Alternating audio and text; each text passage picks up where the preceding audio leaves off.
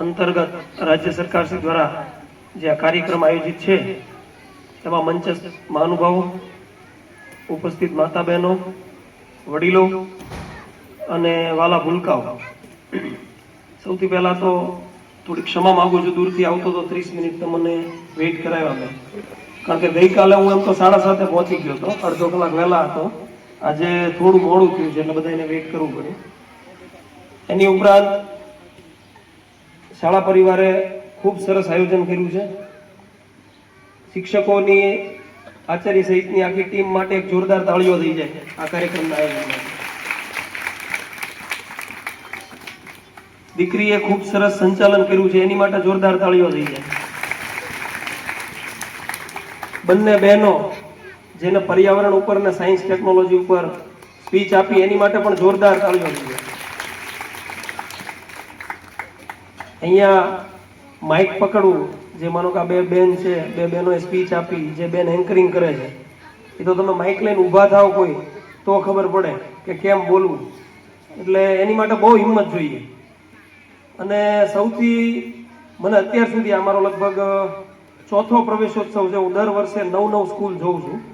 સચિવાલયમાં અમારે કેવું હોય, ક્લાસ 1 હોય અને આખા ગુજરાતમાં મોકલે છે પ્રવેશોત્સવ માટે. એટલે અત્યાર સુધી હું ઉપસચિવ હતો, હમણાં રિસેન્ટલી મારું નાયબ સચિવમાં પ્રમોશન આવ્યું છે સુપર ક્લાસ 1માં. એટલે આટલા મેં તમે ગણી લો, દર વખતે 9 એટલે 9 તેરી 27, 27 ને ગઈકાલની 3, 30, આ 31મી મારી સ્કૂલ છે. એમાં દીકરીઓ માટે જો સૌથી વધુ મને ખુશી અને ઉત્સાહ દેખાણો તો આ સ્કૂલ છે. એની માટે જોરદાર તાળી. આટલું સરસ સંચાલન આ બેન બોલતી હતી, હું તો મને બહુ આનંદ થયો. કેટલું સ્પષ્ટ એની ભાષા.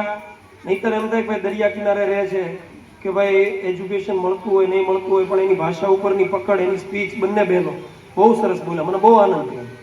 કારણ કે નહીતર જનરલી આપણા મગજમાં એવું હોય કે ભાઈ અમદાવાદ છે, ગાંધીનગર છે, ત્યાં કોઈ ભણતા હોય તો એ છોકરાઓ સ્પીચ આપી શકે, બોલી શકે. પણ મારું એનાથી અલગ માનવાનું. હું એક નાના એવા ભાવનગર જિલ્લાના વલભીપુર તાલુકામાંથી એક નાનું એવું ગામ મારું હતું, ત્યાંથી અહીંયા પહોંચ્યો. એટલે ગામડાનો છોકરો જે કરીએ કે સિટીવાળા ના કરીએ, આટલું યાદ રાખજો. પણ પરિવર્તન ક્યારે આવશે? આ તો ચોરવાડની વાત થઈ. મારું પરિવર્તન ત્યારે આવશે જ્યારે આમાંથી 5 દીકરીઓ ગાંધીનગર સચિવાલયમાં કોઈ સેક્શન ઓફિસર હોય, ઉપસચિવ હોય, નાયબ સચિવ હોય, કે કોઈ સારી જગ્યાએ ડેપ્યુટી કલેક્ટર હોય, ડીવાયએસપી હોય. આજે એમનો ઉત્સાહ દેખાય છે ને, તમે ગામની પ્રગતિ ક્યારે થશે? આજે ઉત્સાહ એમને આમાંથી 5 જશે તો મોટિવેશન મળશે. બીજા બાળકો હશે ને ઉત્સાહ થશે કે અમારી દીદી ગઈ, માનો કે 2 બહેનો બોલી તો હવે બીજી દીકરીઓને ઉત્સાહ થશે, દીકરાઓને ઉત્સાહ થશે. અને હમણાં ભાઈઓએ કીધું બધા દીકરીઓ જ હતી એમ, એટલે દીકરાઓની નજર દરિયા તરફ હોય એવું લાગે. પણ એ કરવાનું નથી. હું તમને વિનંતી કરું છું, વડીલો જેટલા બેઠા છે, હા, રોજગારી માટે સારી વસ્તુ છે, આપણી મહેનત કરીએ છીએ એ બધી વસ્તુ સારી, પણ શિક્ષણ વગર બધું નકામું. જેટલું યાદ રાખજો, તમે કેટલી મહેનત કરો છો, દિન રાત રિસ્ક લઈને આટલું દરિયો ખેડો છો તમે. તમારા પરિવારને તમારી ચિંતા હોય, તમારા બાળકોને તમારી ચિંતા હોય, તમને એમની ચિંતા હોય, અને એમ તમારી પેઢીઓ આગળ વધતી ગઈ. પણ આ દીકરા દીકરીઓને તમે અલગ અલગ સિટીમાં, આજે હું ભાવનગરથી ગાંધીનગર પહોંચ્યો તો આપણને ખબર પડી કે દુનિયા બહુ મોટી છે. આપણે ત્યાં સુધી વિચાર્યું જ નથી. હા, વતન પ્રત્યે મને આજે એટલો પ્રેમ છે, જબરદસ્ત. અને મહિને 1-2 વાર ચોક્કસ જાઉં છું. પણ તમે બહાર નીકળશો તો ખબર પડશે કે આપણે એક પેઢી પાછળ છીએ ઓછામાં ઓછા. આજે હું ગાંધીનગર પહોંચ્યો ત્યારે મને એવું થયું કે મારી ફાધરની ઉંમરના લોકો એ ગાંધીનગર વહેલા પહોંચી ગયા, અમદાવાદ વહેલા પહોંચી ગયા, સુરત વહેલા પહોંચી ગયા. એટલે એક પેઢી અમે લોકો પાછળ છે. એટલે એવું ક્યાંક ના બને કે આપણે ક્યાંય પાછળ રહી જઈએ દુનિયાની પ્રગતિમાં. આજે આર્ટિફિશિયલ ઇન્ટેલિજન્સનો સમય છે, દુનિયા ક્યાંની ક્યાંય પહોંચી ગઈ છે, અને આપણે ઉત્સાહ મને દેખાય છે. દીકરીઓ એટલી સરસ અભિનયથી માંડીને તમે દરેક વસ્તુ, મને બહુ બહુ આનંદ થયો. અને એટલે જ આ સ્કૂલ, આનું કેમ્પસ, આટલા ઝાડવા છે સરસ, એટલે બહુ સારું વાતાવરણ છે. અને જ્યારે માનો કે દરિયાની આટલી નજીક રહેતો આ સમાજ હોય અને સમાજે મહેનત કરી હોય દેશ માટે, જ્યાં જ્યાં જરૂર પડે, જે કાંઈ ઉપયોગી થવાનું હોય.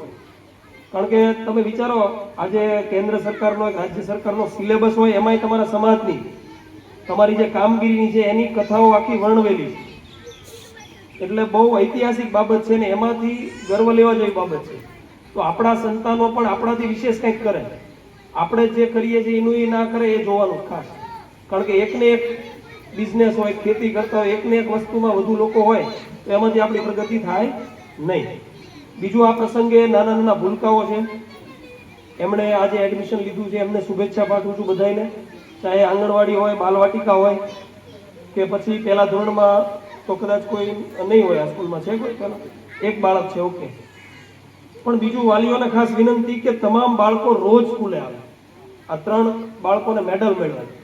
હું પણ જ્યારે નાનો હતો, હું તમને ખાસ કહીશ કે મેં બાળ મંદિરથી લઈ મારી સ્કૂલ હોય, માધ્યમિક શાળા હોય, કોલેજ હોય, બધું શિક્ષણ સરકારી લીધું. એક પણ દિવસ હું પ્રાઇવેટનો પગથિયા નથી કર્યો, એક પણ દિવસ. અત્યારે નહીં તમે કેજીની ફી 20,000 રૂપિયા હોય, 40,000 હોય, 30,000.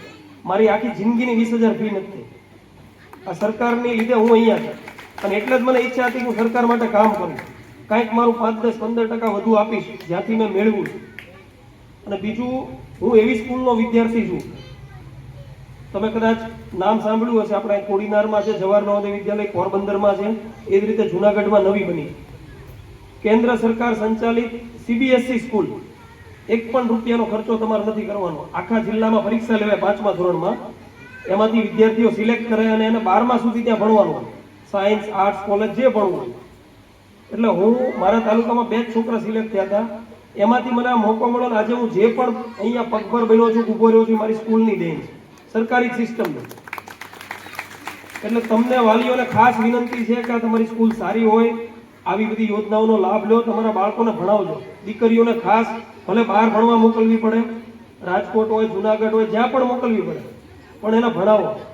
એ ભણશે, નોકરી કરશે, બીજી 10, 15, 20 દીકરીઓને એ પ્રેરણા આપશે.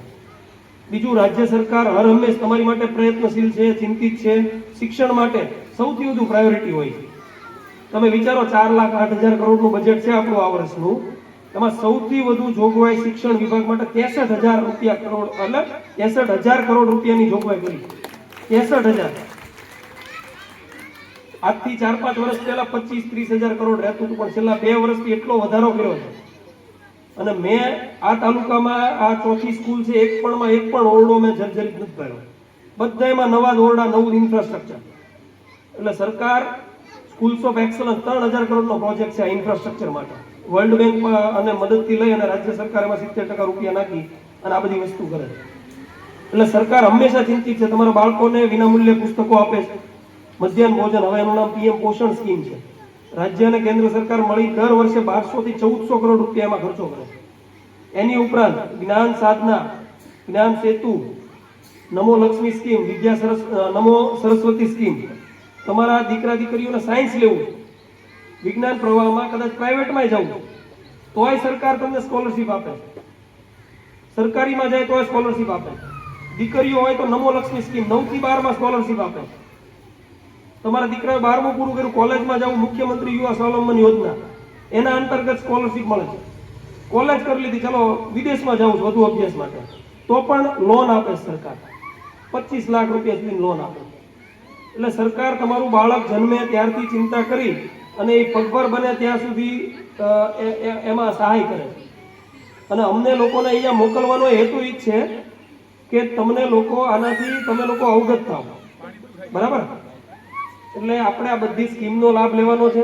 બીજું, આજે હું દરેક સ્કૂલમાં કહું છું કે તમારા બાળકો કોઈ વ્યસનમાં ના ચડે એનું ખાસ ધ્યાન રાખજો. આમાંથી કેટલા લોકોને મોબાઈલ વાપરતા આવડે છે ભાઈ? છોકરાઓ એ આવશે હમણાં, એ છોકરો, તમે અહીંયા ધ્યાન દો બધા, હાથ ઊંચા કરો બધા, જેટલા છોકરાઓ છો હાથ ઊંચા કરો, હાથ ઊંચા, બસ હવે નીચે કરી દો. મોબાઈલ કેટલાને આવડે છે વાપરતા? આ બધા જુઓ તમે કેવડા છોકરાઓ છે. આ ચિંતાનો વિષય છે, હું તમને કહું, આમાં ગર્વ લેવા જેવી બાબત નથી. મા બાપ જેટલા બેઠા છો, તમને કહું છું, જેટલા વડીલો બેઠા છે, સમાજના આગેવાનો છે, આવડા નાના બાળકને મોબાઈલ આવડે છે, પણ તમારે જે એને શીખવવાનું છે, જે સંસ્કાર આપવાના છે, મોબાઈલ વસ્તુ બહુ જ ખરાબ છે વડીલો માટે. તે આજે તમે તમારો સરેરાશ ઉપયોગ જોશો ને 5-10 કલાકનો થઈ જાય. 5 કલાક, કોઈનો 6 કલાક, કોઈનો 8 કલાક. એમાં હું પણ આવી ગયો, આપણો ઉપયોગ વધુ છે. પણ એની હવે બાળકો શું શીખશે? તમે મોબાઈલ વાપરતા હશો, બાળકો તમારી બાજુમાં બેસે, કાં તો ઘણા મા બાપને એમ હોય કે ક્યારનો કંદડે છે, આપી દો મોબાઈલ, બરાબર? એટલે આપણે આપી દેતા હોઈએ, પણ એનાથી એનો સ્વભાવ એટલો જિદ્દી બની જશે. અને તમે એ ઓબ્ઝર્વ કર્યું હશે પછી મોટો થશે ને એટલે તમે કોઈ વસ્તુની ના પાડશો તો એને સાંભળવાની આદત નહીં હોય, અને આદત નહીં હોય એટલે તકલીફ પડશે. એટલે આવનારા સમયમાં સામાજિક રીતે પણ તમારા સંતાનોનું ભલું ઈચ્છતા હોય તો મોબાઈલ મિનિમમ આપજો, આપતા જ નહીં હું તો એમ કહું છું. કારણ કે બધી વસ્તુ ચોપડીઓમાં છે જ તે, જ્યાં જરૂર પડે સરકારે જો ગાઈડલાઈન આપી હોય તો જ તે એટલો સમય ખાલી આપવાનો, બરાબર. અને બીજું, માતાઓની ખાસ જેટલા અહીંયા ઉપસ્થિત છે તમને વિનંતી કે તમારા છોકરાઓને રોજ હોમવર્ક કરે છે કે નથી કરતા, શું ભણાવે છે, એ બધાનું ધ્યાન રાખજો, બરાબર. આ ઉપરાંત આ તકે માનો કે આ ગરદે મરીન એક્સપોર્ટ કંપની છે, એમને એમના સાહેબોને અભિનંદન આપું, એમની માટે એકવાર જોરદાર તાળીઓ થઈ જાય. તમે આ સહાય તો કરો છો, પણ હું તો હજુ એમને વિનંતી કરીશ કે સ્કૂલ માટે હજુ પણ કઈ જરૂરિયાત હોય તો વિશેષ ફાળાની જરૂરિયાત હોય તો તમે મદદ કરજો. કદાચ તમે થોડો ઓછો પ્રોફિટ કરશો ચાલશે, પણ આ તમે કરશો તો આખી સમાજ વ્યવસ્થા તમને લાઈફ ટાઈમ યાદ રાખશે. એટલે આપણે તો એમની પાસે હજી અપેક્ષા રાખીએ કે સરકાર તો મહેનત કરે જ છે, આ ઓરડા બનાવવાથી માંડીને અત્યારે એટલી બધી ગ્રાન્ટ આપે છે, પણ એની ઉપરાંત કંઈ વિશેષ થઈ શકે. કોઈ સ્કૂલની જરૂરિયાત હોય, કુલરની જરૂરિયાત હોય, કોઈ લાઇબ્રેરીમાં પુસ્તકોની જરૂરિયાત હોય, એવું નાનું મોટું આચાર્યશ્રીને વિનંતી કરું કે એમને લિસ્ટ આપી દેજો. આ તકે હું તમને વિનંતી કરું છું મારા તરફથી કે સરકાર તો બધું કરે જ છે, પણ એની ઉપરાંત આ છોકરાઓના ભવિષ્ય માટે તમે મહેનત કરજો, બરાબર. તાળીઓ પાડજો એમની માટે. બીજું, આ લંચ બોક્સ આપ્યા એટલે વડીલ માટે પણ જોરદાર તાળીઓ કે એમને પણ પ્રોત્સાહિત કર્યા છે. આટલી સંખ્યામાં વાલીઓ ઉપસ્થિત રહ્યા છે, વડીલો આગેવાનો સૌ ઉપસ્થિત રહ્યા છે, એમની માટે પણ જોરદાર તાળીઓ થઈ જાય. તમે લોકો ચિંતિત છો તમારા બાળકો માટે, બરાબર. વધુ સમય નહીં લઉં, હજી બીજું પણ આપણે ઓફિસને જોવાનું છે, વાલીઓ સાથે 2 મિનિટ ચર્ચા કરવાની છે. એટલે તમારા બાળકોના ભવિષ્ય માટે હું તો આજે આવ્યો છું, 365 દિવસ પછી બીજા કોઈ સાહેબ આવશે, પણ આ હું જે કહીને ગયો છું એમાંથી જો 1 વર્ષમાં કંઈ પરિવર્તન આવશે તો એ મારી માટે ગાંધીનગરથી જે ધક્કો થયો છે એ લેખે લાગશે. વધુ કંઈ નહીં કહું, આમને આમ બાળકોને આગળ વધારતા રહ્યો, નાના ભૂલકાઓને રોજ સ્કૂલે મોકલતા રહ્યો, બરાબર. આપે શાંતિથી મને સાંભળ્યો એની માટે ખૂબ ખૂબ આભાર. જય હિન્દ, ગરવી, જય જય ગરવી ગુજરાત.